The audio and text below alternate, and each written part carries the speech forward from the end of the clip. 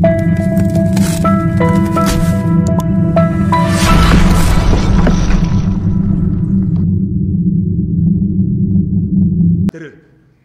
appel d'offre restreint comme muy appel d'offre entente directe comme muy appel d'offre ouvert dara wutale wuleen délai dong moo leen wutale délai appel d'offre ouvert délai 30 jours la appel d'offre restreint délai fukki fan ak juróom la entente directe amul délai da ngay signer léegi commencé liggéey léegi loolu dépendul ci ministre dépendul ci directeur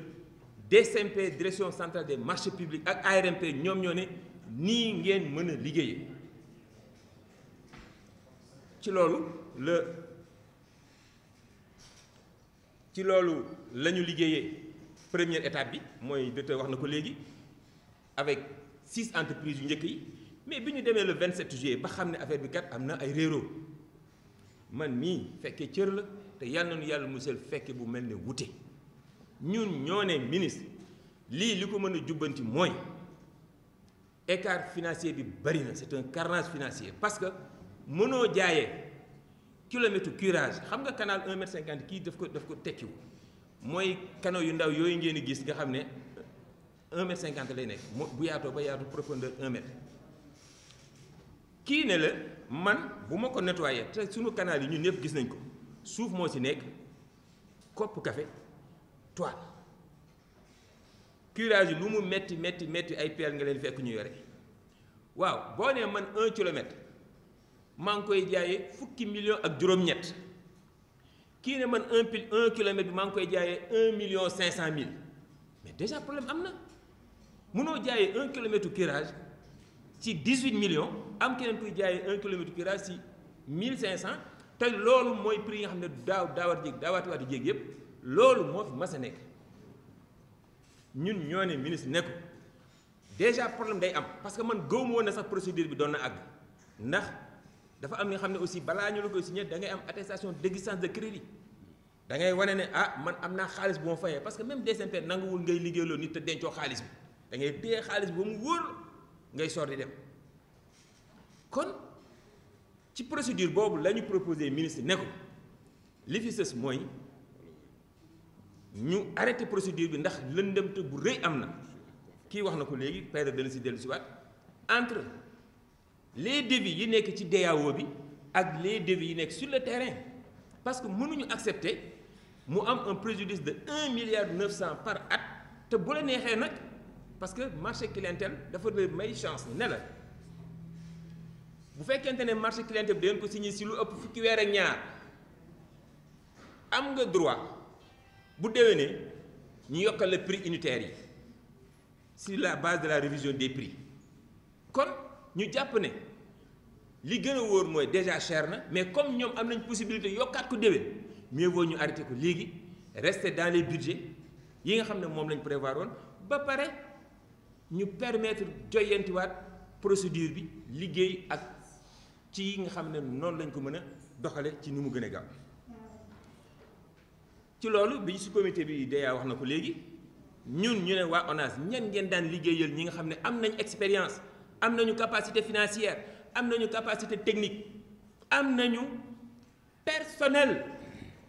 parce que marché public bu ñu lay laaj dañ lay laaj ne la ana sa personnel da ngay génnee quitus social nga ne yow am nga 90 personnes yooyu cotiser IPRES am nga 90 personnes yooyu cotiser caisse de sécurité sociale loolu mooy wane yow am nga personnel ñu ne waa ONAS ñu ngi toog DEA mi ngi toog yéen a gën a xam ñi ngeen doon liggéeyal wax leen ñu si ñi nga xam ne am nañu personnel ñoom ñu ne ñu nañu jël Delta am na personnel te nag lu nit gàtt xalaat gis nga oto bu ñu bind Delta gis nga personnel bu sol yére Delta camion Delta lii kenn bu ko fii ñoom ñoo ñu proposé Delta ñu ne ak kan ñu ne ak Vicas am na expérience am na personnel am na matériel ñu ne doyul nañu wutaat yeneen ñaar ñu ne ceytu ñu ne defu ma ne non j'espère bien que ne doy na era ñu ne ma non nañ ci yokk kenn ki nga xam ne sax yéen si yow la doon liggéey ma ne nañ ci dugal BDTP ñuy 4 ñu dem ba ci biir ñu dem non vraiment bu ñu indi embarras de choix ministre bi nga xam ne après du xam sax lu muy def nañu xool les plus performants des ministres nous on prend notre responsabilité daal ne ñii sont les plus performants jàpp nañu daañu liggéey affaire bi dans le temps et dans les délais ñu dindi ceytu dindi BDTP ne ko monsieur mi jàpp nañu ne ñaar ñii suñ leen ko joxee daañ ko liggéey ca na mu waree ñu def proposition bi te même bi ñu def proposition bi foqatiwul comme ni ñu koy waxee non moom dafa amoon yéene daal di ne tiens ñii même ay sénégalais lañu ils ont droit ci commande publique nañ leen jàppale nuñ leen di jàppale mooy lii ñu yore kës néew nañ leen ko jox li nga xam ne jot nañ ko liggéey ñu continuer contrat boobu li nga xam ne ahlu yéwén mënul nekk nag nañ ko jël jox ko ñeneen loolu moo doon yéene Cheikh Tidiane mais doo dem ba ci biir gis ne boo dawalee continuer ci procédure boobu yaa ngi indil état loraange bi nga xam ne mën na ko topp pendant 3 ans parce que marché clientèle boo ko xasee ba signé ren am nga droit reconduire que déwén ak déwén jéeg si la ne attention affaire bi mi ngi bëgg ëpp loxo il faut quand même ñu arrêter toute la procédure reprendre te reprise boobu moom man maa ngi toog mu ne DG ONAS yow yaay reprendre procédure bi lii ñu wax nii ñii ñu proposé waa ONAS proposé ko dafa ne yow yaay reprendre procédure bi mais pas le ministère ba li ci am si je pense que wax na ko léegi directeur du général bu bees bu mu ñëwee dossier yooyu bokk na ci dossier yu mu fi njëkk fekk pour àggale ko la ca des nag vraiment ñun Cheikh dañu fii la ñu fekk bu ñu magul it maguñ bu ñu ko magul maguñu kon duñ fi nekk di ko wax pour lu ko neex walla di wax li nga xam ne mooy yàq kenn pour lu ko neex lii muy liggéeyee ak man parce que man Cheikh Tidiane mooy approuver mes marchés c'est-à-dire que ONAS c'est le PCA qui approuve tes marchés yaakaar naa yooyu aussi dafa baax nit ñi di ko xam marché bu nekk dafa am ki nga xam ne moo ci am cër man en tant que direction nationale jusqu'à 300 millions su ma doon lancer marché ba 300 millions benn nit moo ci am dogal mooy Cheikh Tidiane su ëppee 300 millions nag keneen le ministère des finances moom moo koy approuvé kon kii mënul foqati marché bi nga xam ne feneen la nekk te wax dëgg neex yàlla bu fekkonte ne li ma gis mu liggéey ko ak man parce que quand même marché ba léegi ñun suñu ay marché fi la ko fekk dafi fekk suñu ay marché yi nga xam ne lancé woon nañ ko avant muy ñëw te saytu na ko nam ko war a saytoo mosuma woo ne ma yow marché bi nan la demee ak lii ak lii ak la kon ku doon wut gré à gré wala ku doon seet koy jox marché je pense que ne dem ONAS day sori mënoon na yem ci biir structure bi nga xam ne ñun moom mooy approuvé suñuy marché te man mosuma jàkkaarloo ak moom ne ko sama marché bii tardé na wala sama marché bii war nga ma ko signer dana ko saytoo ak ay service am bu dalee xelam mu signer da ngay xëy ñu indi la sa këyit bu daloo xelam mu delloo du wax ak yow sax le secrétaire général lay def ay observation jox ko ne ko lii nañ ma ko saytu wala mu laaj ko waa IAF mooy corps de contrôle bi nekk ci biir inspection technique inspection technique bi nekk ci ministère bi seetlu ma marché bi kon dañuy seetal rek ne bu fekkonte ne doxalinam bii muy transparence doxalinam bii mooy yaxanal les ressources publiques bu ko doon wane kon si ñun ñi nga xam ne moo ñu yilif foofu la koy njëkkee te wax dëgg fa neex yàlla je pense bien que ne en tout cas je suis administrateur de crédit responsable de passation de marché ba mu fi ñëwee ba léegi fii la ma fekk te marché yi may déroulé yëpp dafa fekk ñu lancé ko ba desul lu dul approuvé te yëpp mosuma toog ak moom ñu wax si waxu marché te samay marché ñi ngi daw correctement kon kooku war nañu mën a indi ay seede ne du moom mooy foqati marché wala di xool lu mu am si marché wala di xool kan la seqanteel si marché donc c'est ça et coow li ba fi may wax ak yow nii vendredi bi coow li di am je pense que Touba la ñu fekk xoolal Touba tey kii il mérite ay standing ovation bu nu ñëwee Touba dañu ne woon ne non c'est pas possible ñu def deuxième conduite 7 kilomètres mu ne bu ma kenn wax ne ma contrainte c'est ça le mérite de Cheikh bëggul dégg ay contraintes quel est le problème ñu ne ko wéy conduite bi mu ne y a pas de problème je l'ai appelé à l'usine il a appelé Derviche directeur général CCS ne ko non avant magal gi dama bëgg toute la production de tuyaux PVC DN 600 pour Touba ñu finaliser ko et sans condition. Delvis ne ko ah si dinaa poser une seule condition bu ñu couper courant bi mu ne ko d'accord ça je suis d'accord. Il a appelé son homologue ministre de l'énergie ne ko non il n'est pas question ñu couper courant ci secteur bi parce que dañu soxla tuyaux yi avant magal ñu promettre ko loolu. Bërki dem vendredi bi coow li am on était à Touba et on a vérifié que toute la conduite a été posée de Kër de Ngélémou à Kër Kabou sur 7 kilomètres mu nekk quelque chose d'inédit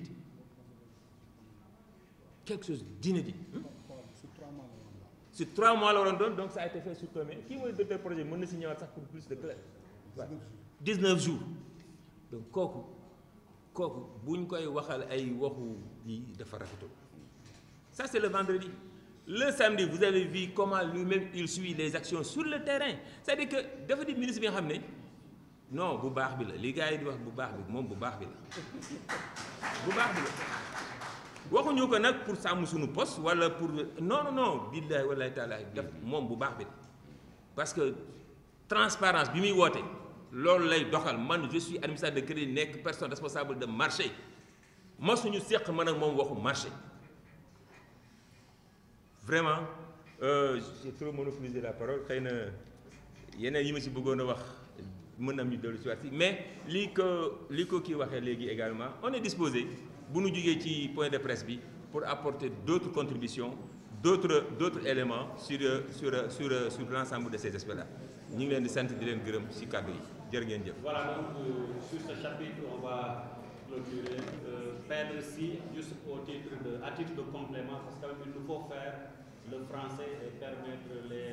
aux reporters de rentrer dans de bonnes conditions en tenant compte aussi des contraintes du trafic et des contraintes d'édition.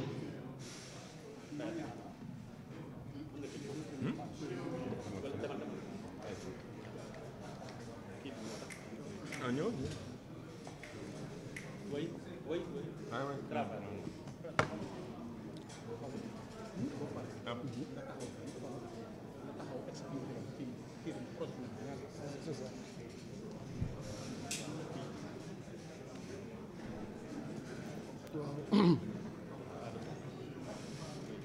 C'est bon?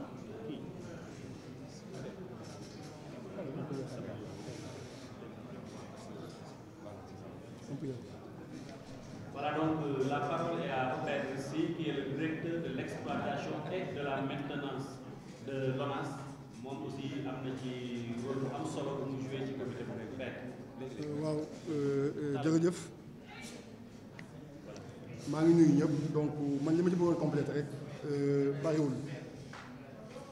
parce que xam nga ñun ñooy def exposition des besoins la direction de l'exploitation de la maintenance pour joxe ko pour que ñu mën a def passation marché bi ñu war a def te bi ñu koy def comme ni ko kii waxee au mois de février marché bi nga xam ne qu'on appelle parce que Dakar boo xoolee Sénégal dañoo am marché curage yoo xam ni pour Dakar la am marché curage yoo xam ni pour région bi la marché curage région yi 2021 2022 2023 lañ ko kii 2024 dafa jeex dañu woon lancer beneen marché bu bees bi ñuy def ñun suñu DAO xam nga région bu ci nekk da nga am partie boo xam ne da nga koy jël mais tant de kilomètres ci nga fay ci ngay curé boo xoolee rek je prends uniquement l'exemple de la région de Diourbel ñu ngi fa prévoir woon pour des canaux yi nga xam ni dafa inférieur à 1,50 m ñu def ci 7 kilomètres donc bu ñu xaymaa Diourbel xayma Touba xayma Saint-Louis xayma Kaolack Kaffrine donc maintenant Matam Thiès Louga dañu waxoon ni canal yi nga xam ne dafa inférieur à 1,50 m il faut minimum ñu mën a jël ci 40 kilomètres pour que curage bi au moins mu mun laal région yëpp boobu ci benn rubrique la mais ba yeneen rubrique dafa am ci curage bi am na canal yoo xam ne dafa supérieur à 1,50 m am na canal yoo xam ne dafa inférieur à 600 mètres am na station de pompage yi am na bassin yi yooyu yëpp dañ koy def ci benn cadre de devis bi ñu ko defee ñun lañ ko envoyé ki ñu ko envoyé def benn devis confidentiel parce que booy def marché booy def DAO dossier d'appel d'offre da nga ko war a xamante lëkkale ak xaalis bi nga xam ne moom la jox donc mënoo def loo xam ne ëpp na ko ñu ko lëkkale yooyu le marché c'était 720 millions c'était 720 millions yooyu ñun on a prévu 40 kilomètres yoo xam ni pour réseau inférieur à 1,50 m la canal bi ñu joxe ko bi ñu defee processus de passation de marché bi ba pare bi ñu choisir ñaari entreprise yi ñu commencé liggéey ñu dañu gis ni 40 kilomètres yooyu ñu joxoon dañ ko wàññi def ko 6 kilomètres te nee naa leen uniquement Diourbel 7 kilomètres la ce qui veut dire que entreprise bi bu commencé woon Diourbel 6 kilomètres yi day jeex tàkk yeneen régions yi kenn du ko def te loolu li muy njëriñ mooy que dañuy obligé ne ko continuer parce que mënuñu taxaw mais à un coût de 18 000 francs alors que normalement le marché 2021 2022 2023 le coût était autour de 1500 francs le mètre linéaire 1500 francs à 18 000 francs le mètre linéaire c'est un problème donc ñu wàññi ko yokk prix bi mais c'est un problème pour les populations et pour nous mais lorsqu'on a vu ça sur le terrain on s'est dit mais il y a un problème il faudra qu'on puisse interpeller ba xam lan moo ko indi parce que sinon bu leen bàyyi woon ñu ko liggéey def les 40 kilomètres sur les 6 qui sont prévus à un coût de mettant 18 000 francs au lieu de 1500 francs on allait avoir un surcoût de 600 millions et quelques ça pose problème et c'est sûr que boo ko calculer si vous prenez 40 kilomètres ou bien 40 000 mètres linéaires multiplié par 1500 vous allez vous retrouver avec 720 millions point boobu gis rek consommer na tout le budget loolu je pense que ça pose problème ñun mënuñu ko permettre suñu responsabilité mënuñu ko permettre parce que demain on va rendre des comptes on est obligé situation yi bu amee ñu mën ko signaler pour que les gens sachent exactement problème bi fan la jógee c'est sur cette base là qu'on a eu à travailler parce que c'est de notre responsabilité région bu ci nekk li nga war am ci curage ñu jox la ko à temps ñu defal ko à temps loolu mooy problème bi et on connaît les coûts on connaît les coûts parce que je vous donne un exemple bien précis ouvrage projet bi en 2023 am na marché bu ñu lancé en 2024 am na marché bu ñu lancé 2023 on a un budget prévisionnel qui tourne autour de 450 millions bi ñu lancé marché bi jël ay entreprises yoo xam ne ñoo bokk même niveau jox leen ko on est à moins de 200 millions ce qui fait que gagné nañu ci marché boobu 250 millions gagné nañu ko ci marché bi en 2023 en 2024 ouvrage projet bi ñi dëkk ci banlieue bi gis nañ ñu koy curé bi ñu lancé marché bi pour un budget professionnel de 450 millions jël entreprise yi nga xam ne ñoo tolloo on est à 200 millions foofu am nañ fa benn économie de 250 millions le code des marchés publics sa base principale la finalité c'est de pouvoir réduire les coûts te ñaari marché yooyu am nañ ci 500 millions yooyu boobu demee xëy na feneen donc ñun c'est sur cette base là qu'on travaille bu ñu gisee lépp loo xam ne nag day am problème on est obligé de le dire parce que sinon notre responsabilité est engagée vraiment loolu laa bëggoon apporter comme précision maintenant pour wax la ñun le travail on l'a fait sur une base technique maintenant si vous voyez foofu boo xoolee gis nga sur je ne sais pas ndax am na kii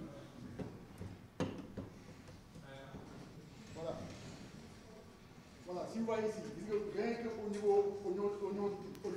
la zone de captage le marché qu'on a eu en 2021 2022 et 2023 les marchés qu'on a eu en 2021 2022 2023 si vous voyez ici on avait prévu après 5 hectares le coût c'était autour de 9 600 000 francs donc on l'a facturé on l'a fait autour de 48 millions mais revenez ici pour le même prix la zone de captage cette année-ci on a pu prévoir 2 hectares 500 je pense tous les mois vous voyez ils ont facturé à 120 millions dans l'hectare tous les 2 hectares ils sont après à 300 millions c'est ça pour une mesure et là ça pose problème on ne peut pas nous permettre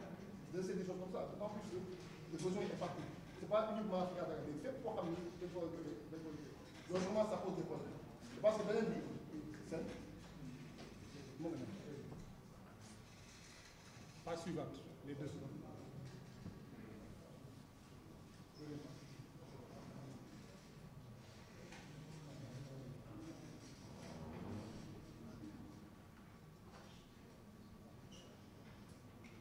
voilà c'est ça voilà fii aussi gis ngeen fii curage canon fermé largeur inférieure à 1,5 avec ventilation revenez sur le prix voilà ici vous voyez on est après à 1500 francs le mètre linéaire mooy boo defee 1 mètre dindi ko ñu fay leen 1500 francs quel tirage canal yi nga xam ne dafa supérieur à 1,50 m on l'a fait à 3000 francs mais dans le cadre du métal de cette année benn bi on est à 18 000 francs le mètre linéaire beneen bi on est à 23 000 francs le mètre linéaire ce qui fait une différence après 7 à 12 fois le prix linéaire bu fekkoon ni man war naa curer Dakar war naa curer Sénégal mais ces prix là bu ñu jëlee on va être même obligé de réduire l'union dans la région ou bien on augmente les prix donc c'est ça qui a poussé qui a fait qu'on est obligé de revoir ces cours là de savoir voyez ici ils sont à 18 000 pour faire un effet, et d'autres qui sont à 23 000. On a un surcoût de 100 millions, puis on a un surcoût de 109 millions. Et ça vaut pas. Voilà, il y a moins de choses. Il faut nous faire un marché pour programme. Qu'est-ce qu'on doit faire maintenant pour être dans les règles et permettre aussi de faire le curage normalement. Merci beaucoup. Voilà donc jërë ngeen jëf ci partie boobu bu njëkk dañ daan def français wax ne ni ko tënk mais on va faire le contraire, c'était pour la bonne clarté du débat et on reprend avec vraiment un timing maîtrisé, j'insiste, la partie voilà, de ce point de presse en français. Donc on reprend là où on a commencé avec Omar Sen, directeur de l'assainissement. Et le texte sera distribué à la presse. Directeur, oui. Quelques soucis là.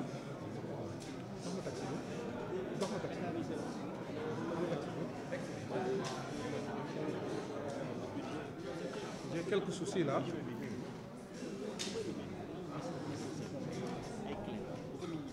C'est bon. Voilà, merci. Oui, chers amis, derrière, voilà, ça fait beaucoup de bruit, ça parasite. S'il vous plaît, on s'excuse presque de vous demander quand même votre attention. Voilà, merci, c'est bon. Voilà, merci. Je voudrais juste faire un petit résumé en français et dire que aujourd'hui, nous nous soumettons à un exercice de bonne gouvernance, de transparence et de redevabilité, eu égard à la situation du marché de curage numéro 024 DEM de l'ONAS, mais également eu égard aux informations qui ont circulé ces temps-ci au niveau des médias, auprès des populations, suite à la décision que le chef de l'État a prise relativement à notre ancien collègue, en l'occurrence l'ancien DG de l'ONAS. Nous voudrions juste rappeler que depuis que le ministre Dr Cheikh Tidiane Dièye est à la tête de ce département, il a impulsé une dynamique de transparence, comme d'ailleurs l'ont eu à le faire ses prédécesseurs, d'action, de travail basé sur l'éthique, sur la déontologie, sur la probité, mais également avec un focus résultat. C'est ainsi que, depuis lors, toutes les équipes du ministère, en tout cas, notamment celles qui sont engagées dans les actions d'assainissement et de gestion des eaux pluviales, étaient mobilisées sur le terrain, jour et nuit, pour permettre à nos communautés, à nos populations de pouvoir vivre des journées et des nuits paisibles pendant l'hivernage. Je voudrais juste rappeler que je prends la parole au nom du ministère de l'Hydraulique et de l'Assainissement, mais en ma qualité de directeur de l'assainissement, chargé d'exercer la tutelle du ministère, tutelle technique de l'ONAS pour le compte du ministère, mais également en tant que responsable du programme d'assainissement et de gestion des eaux pluviales, programme au sein duquel se trouve l'ONAS et la direction de la prévention et de la gestion des inondations. Alors, rappelez que lorsque le directeur général de l'ONAS a été nommé, à l'époque, il avait trouvé que les diligences qui devaient être faites relativement au marché du curage n'avaient pas été faites. Et lors du conseil interministériel du 16 mai 2024, présidé par M. le Premier ministre, des recommandations fortes avaient été formulées pour accélérer les procédures de passation de marché, et l'une des recommandations était adressée au ministre en charge des Finances pour accélérer les processus de passation de marché relativement aux travaux de curage et aux opérations pré-hivernage. C'est à ce titre que le ministre de l'Hydraulique et de l'Assainissement avait à l'époque saisi son homologue des Finances par courrier qui avait été à l'époque préparé par l'ONAS d'ailleurs, pour solliciter de sa part un accompagnement de ces services, notamment la DCMP, pour que l'ONAS puisse faire ses marchés de manière beaucoup plus vite. Ce qui fait qu'à l'époque, la DCMP, après saisine de l'ONAS, avait accédé à cette requête, permettant à l'ONAS de passer le marché en procédure d'urgence par appel d'offres restreinte. Et donc, l'ONAS avait choisi 6 entreprises. La procédure a été en cours. Sur les 6 entreprises, eh bien, 2 ont été attributaires et la procédure avait continué. Il s'en est suivi un fait, c'est que l'ONAS et les entreprises s'étaient accordées sur un délai de 45 jours pour exécuter tous les travaux. Il s'est trouvé qu'après 30 jours d'exécution, M. le ministre a été interpellé sur des lenteurs et des retards lors des visites qu'il effectuait sur le terrain, lors des réunions hebdomadaires de suivi, mais également à travers les rapports que remontaient les comités régionaux de gestion des inondations, mais aussi les remontées des équipes techniques de l'ONAS sur les retards constants et constatés sur le terrain. Alors, c'est ainsi que M. le ministre a demandé à une équipe de travailler sur la question, en demandant au ministre, au DG, de choisir 2 représentants, que lui-même, M. le ministre, avait choisi moi-même, directeur de l'assainissement et directeur de la prévention et de la gestion des inondations, pour travailler avec ces agents de l'ONAS sur la procédure, qu'est-ce qu'il faut faire pour accélérer les travaux. Je rappelle que les informations qu'il a reçues, après investigation, ont fait état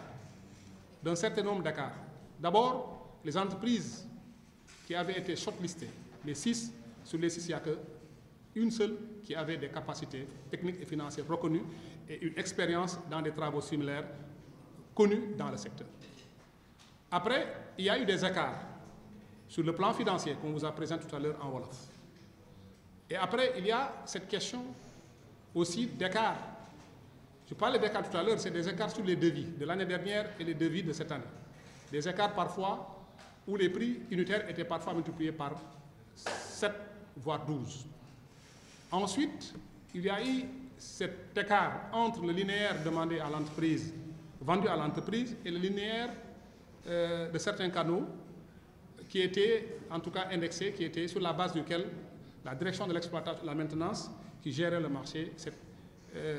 a mis dans le DAO initial. Alors, sur le terrain, l'entreprise, donc, en l'occurrence Delgas, travaillait sur la base des 40 000, alors que c'est 6 000 mètres linéaires qui lui avaient été vendus. C'est sur ces entrefaites qu'on a constaté que si ce travail continuait, ça allait être un préjudice important et les coûts des marchés allaient exploser. Eu égard au coût unitaire indexé 18 000 francs, alors que dans les autres années, c'était de loin inférieur. C'est à partir de cela que le comité s'est réuni le 27 juillet à l'ONAS, en présence du directeur de l'assainissement que je suis, du directeur de la prévention et de la gestion des inondations, du DAF de l'ONAS, mais également de l'adjoint au directeur de l'exploitation et de la maintenance. Nous avions convié également les coordonnateurs des passions de marché de l'ONAS et du ministère. C'est à la suite, au terme de cette réunion, qui avait 2 objectifs. Faire le point sur l'état d'exécution des marchés, mais également proposer des solutions correctives. Au terme, effectivement, il a été confirmé les retards. 10% de taux d'exécution à Dakar avec un seul site qui a démarré, sur une dizaine. C'est la zone de captage. Vous allez au niveau des régions, dans certaines régions, on était autour de 37%, mais sur beaucoup de régions, les travaux n'avaient pas démarré. Je donne l'exemple de Mbour, Joal, de Podor, de Matam, de Ziguinchor, etc. Touba, 4%, Diourbel, 4% et 5%. C'est sur cette base que le comité, le groupe de travail, a proposé une résiliation, ça n'est pas une résiliation, mais un arrêt de la procédure. Pour l'une des entreprises et pour l'autre, eh bien, l'arrêt, disons, de la procédure, on lui laisse terminer dans certaines villes où elle avance, et pour les autres où elle n'a pas démarré, où le taux d'exécution est à 4 ou 5%, on puisse arrêter et confier ça à d'autres. C'est ainsi que le groupe a proposé au ministre, sur la base des témoignages des agents de l'ONAS présents à cette réunion sur les entreprises capables de faire le travail en un temps record, le groupe a proposé au ministre de pouvoir demander au DG d'arrêter la procédure et de passer en procédure d'urgence, tel que ça avait été fait au départ, sauf qu'au départ, on était dans une procédure d'urgence en appel d'offres restreint, et cette fois-ci en procédure d'urgence par entente directe. C'est sur cette base que le ministre a pris les décisions qu'il a prises en demandant à l'ONAS s'il voulait reprendre la procédure. Et ces mesures-là, quand même, vont permettre à l'État au moins d'économiser plus de 800 millions de francs CFA sur 2024. Comme c'est les marchés de clientèle aussi, eh bien, faites le calcul sur 3 ans, parce que les marchés de clientèle, souvent, c'est sur 3 ans. Maintenant, à partir de ce moment-là, après que le nouveau DG ait été installé, donc c'était à lui de poursuivre le processus. Voilà en tout cas ce qui s'est passé. Et le ministre, en tout cas, avait un seul souci. C'est d'abord économiser les deniers publics, une bonne gestion des deniers publics, mais également l'efficacité des interventions pour que le travail soit bien fait et soit fait dans les délais. Voilà les raisons qui ont présidé, en tout cas aux mesures qui ont été prises, qui ont présidé également à la proposition que nous qui étions dans le groupe de travail technique avions proposé à M. le ministre de l'Hydraulique et de l'Assainissement. Un seul souci, c'est la transparence, c'est la bonne gouvernance, mais également l'efficacité de l'intervention publique, c'est l'intérêt général et non l'intérêt personnel. Voilà, en tout cas, résumé, les quelques aspects sur lesquels je voudrais revenir en français. Je vous remercie.